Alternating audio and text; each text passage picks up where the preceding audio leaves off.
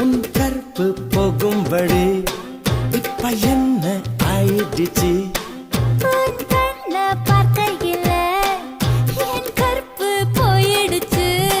நடையா நடந்து தெஞ்சத செருப்ப என்ன விட்டா வேறாரு